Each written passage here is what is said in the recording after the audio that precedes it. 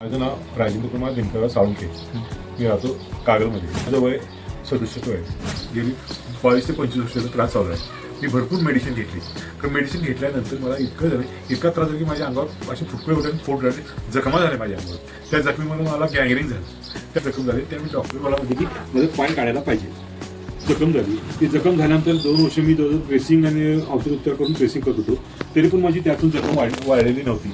पाय न काढता नंतर 2 बोटावर डॉक्टर म्हणजे 2 बोट काढले, 2 बोटावर माझी जखम बरी होईल. म्हणजे जखम झाली का ती जखम वाळायला तयार नव्हती. मग मला पत्ता समजला की मोराळ आयुर्वेदिक म्हणून आहेत काय, त्यांच्याकडून औषध घ्यायचं काय.